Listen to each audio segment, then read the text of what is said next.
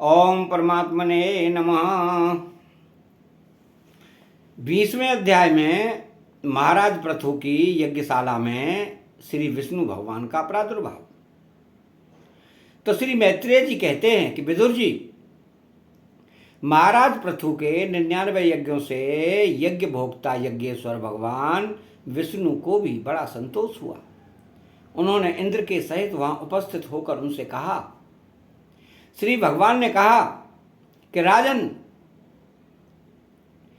इंद्र ने तुम्हारे 100 अश्वमेध पूरे करने के संकल्प में विघ्न डाला है। अब ये तुमसे क्षमा चाहते हैं, तुम इन्हें क्षमा कर दो।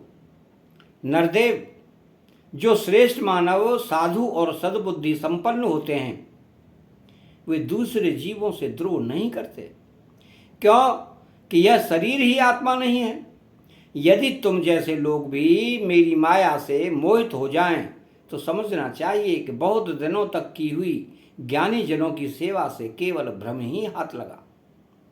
ज्ञानवान पुरुष इस शरीर को अविद्या, वासना और कर्मों का ही पुतला समझकर इसमें आसक्त नहीं होता। इस प्रकार जो इस शरीर में ही आसक्त नहीं है, वह विवेकी पुरुष इससे उत्पन्न हुए घर, पुत्र और धन आदि में भी किस प्रकार ममता रख सकता है। यह आत्मा एक शुद्ध स्वयं प्रकाश, निर्गुण, गुणों का आश्रय स्थान, सर्वव्यापक, आवरण शून्य, सबका साक्षी एवं अन्य आत्मा से रहित है। अतएव शरीर से भिन्न है।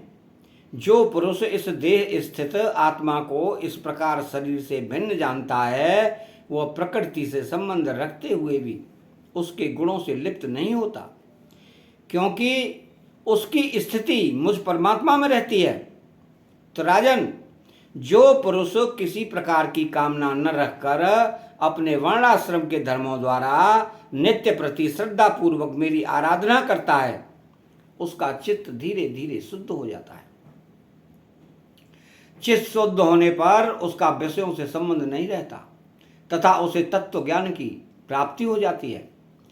फिर तो यह मेरी समता रूप स्थिति को प्राप्त हो जाता है। यही परम शांति, ब्रह्म अथवा कैवल्य है। जो पुरुष यह जानता है कि शरीर, ज्ञान, क्रिया और मन का साक्षी होने पर भी कूटस्थ आत्मा उससे निर्लिप्त ही रहता है, वह कल्याणमय मोक्ष पद प्राप्त कर लेता है। राजन, गुण प्रवाह रूप आवरण गमन तो भूत, इंद्रिय, इंद्रिया, भिमानी, देवता और चिदाभास, इन सबकी समष्टि रूप परिच्छिन्न लिंग शरीर का ही हुआ करता है। इसका सर्व साक्षी आत्मा से कोई संबंध नहीं है। मुझ में दृढ़ अनुराग रखने वाले बुद्धिमान पुरुष संपत्ति और विपत्ति प्राप्त होने पर कभी हर्ष, शोक आदि विकारों के वशीभूत नहीं होते। इसलिए वीरवर, तुम उत्तर, मध्यम, अधम पुरुषों में समान भाव रखकर सुख और दुख को ही एक सा समझो तथा मन और इंद्रियों को जीतकर मेरे ही द्वारा जुटाए हुए मंत्री आदि समस्त राजकीय पुरुषों की सहायता से संपूर्ण लोकों की रक्षा करो। राजा का कल्याण प्रजा पालन में ही है।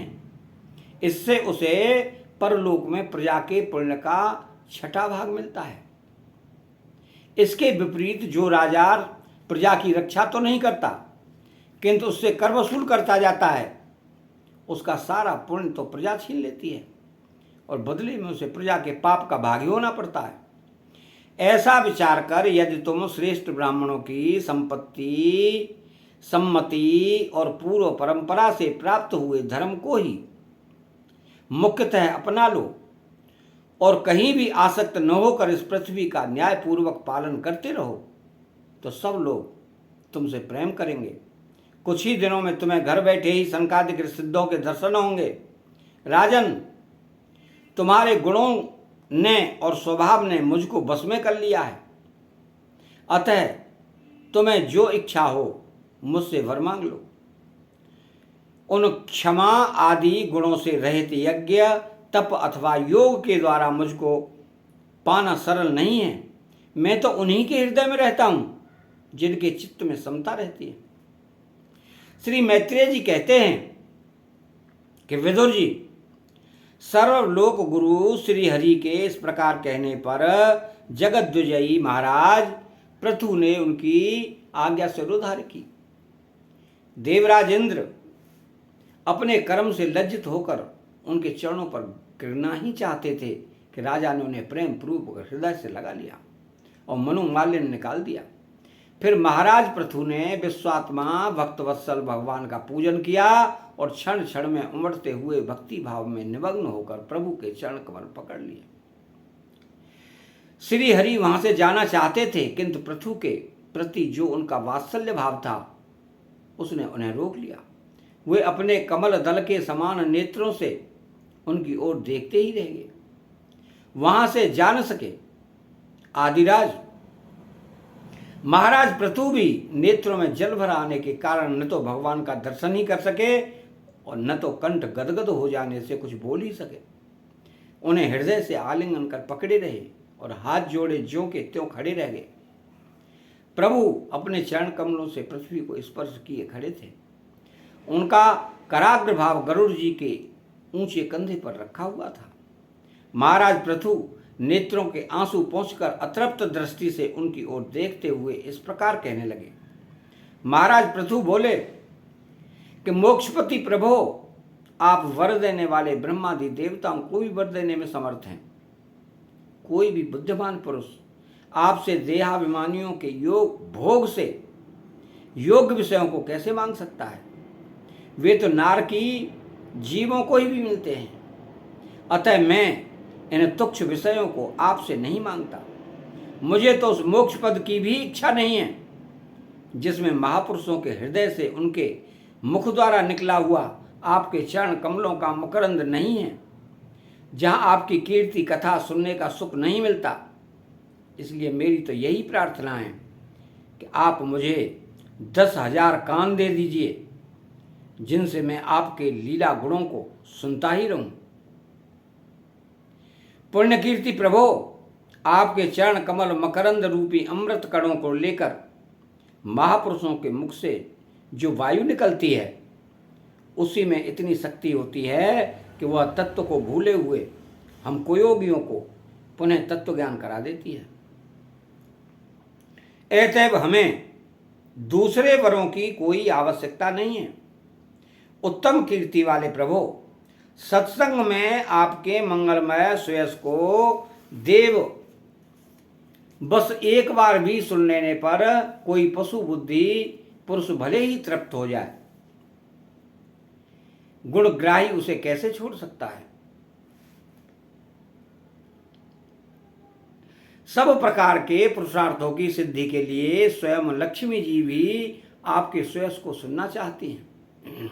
अब लक्ष्मी जी के समान मैं भी अत्यंत उत्सुकता से आप सर्वगुण धाम पुरुषोत्तम की सेवा ही करना चाहता हूं, किंतु ऐसा न हो कि एक ही पति की सेवा प्राप्त करने की होड़ होने के कारण आपके चरणों में ही मन को एकाग्र करने वाले हम दोनों में कलह छिड़ जाए। जगदीश्वर, जगत जननी लक्ष्मी जी के हृदय में मेरे प्रति विरोध भाव होने की संभावना तो है ही, क्योंकि जिस आपके सेवा कार्य में उनका अनुराग है उसी के लिए मैं भी लालायित हूं। किंतु आप दीनों पर दया करते हैं, उनके तुच्छ कर्मों को भी बहुत करके मानते हैं। इसलिए मुझे आशा है कि हमारे झगड़े में भी आप मेरा ही पक्ष लेंगे। आप तो अपने स्वरूप में ही रमण करते हैं, आपको भला लक्ष्मी जी से भी क्या लेना है? इसी से निष्काम महात्मा ज्ञान हो जाने के बाद भी आपका भजन करते हैं। आप में माया के कार्य अहंकार आदि का सर्वदा अभाव है। भगवान, मुझे तो आपके चरण कमलों का निरंतर चिंतन करने के सिवा सत्पुरुषों का कोई और प्रयोजन ही नहीं जान पड़ता। मैं भी बिना किसी इच्छा के आपका भजन करता हूं। आपने जो मुझसे कहा है कि वर मांग, सो आपकी इस वाणी को तो मैं संसार को मोह में डालने वाली ही मानता हूं। यही क्या, आपकी वेद रूपा वाणी ने भी तो जगत को बांध रखा है। यदि उस वेद वाणी रूप रस्सी से लोग बंधे न होते तो वे मोहवश सकाम कर्म क्यों करते। प्रभु, आपकी माया से ही मनुष्य अपने वास्तविक स्वरूप आपसे विमुख होकर आज्ञावश अन्य स्त्री पुत्रादि की इच्छा करता है। फिर भी जिस प्रकार पिता पुत्र की प्रार्थना की उपेक्षा न कर के अपने आप ही पुत्र का कल्याण करता है, उसी प्रकार आप भी हमारी इच्छा की उपेक्षा न करके हमारे हित के लिए स्वयं ही प्रयत्न करें। श्री मैत्रेय जी कहते हैं कि आदिराज पृथु के इस प्रकार स्तुति करने पर सर्वसाक्षी श्री हरि ने उनसे कहा कि राजन, तुम्हारी मुझ में भक्ति हो, बड़े सौभाग्य की बात है कि तुम्हारा चित्त इस प्रकार मुझ में लगा हुआ है। ऐसा होने पर तो पुरुष सहज में ही मेरी उस माया को पार कर लेता है, जिसको छोड़ना या जिसके बंधन में से छूटना अत्यंत कठिन है। अब तुम सावधानी से मेरी आज्ञा का पालन करते रहो। प्रजापालक नरेश, जो पुरुष मेरी आज्ञा का पालन करता है उसका सर्वत्र मंगल होता है। श्री मैत्रेय जी कहते हैं कि विदुर जी, इस प्रकार भगवान ने राजऋषि पृथु के सार गर्भित वचनों का आदर किया। फिर पृथु ने उनकी पूजा की और प्रभु उन पर सब प्रकार कृपा कर वहां से चलने को तैयार हुए। महाराज पृथु ने वहां जो देवता, ऋषि, पितर, गंधर्व, सिद्ध, चारण, नाग, किन्नर, अप्सरा, मनुष्य और पक्षी आदि अनेक प्रकार के प्राणी एवं भगवान के पार्षद आए थे, उन सभी का भगत बुद्धि से भक्ति पूर्वक वाणी और धन के द्वारा हाथ जोड़कर पूजन किया। इसके बाद वे सब अपने अपने स्थानों को चले गए। भगवान उच्युत भी राजा पृथु एवं उनके पुरोहितों का चित्त चुराते हुए अपने धाम को सुधारे। तदनंतर अपना स्वरूप दिखाकर अंतर्ध्यान हुए। अव्यक्त स्वरूप देवादिदेव भगवान को नमस्कार करके राजा पृथु भी अपनी राजधानी में चले आए।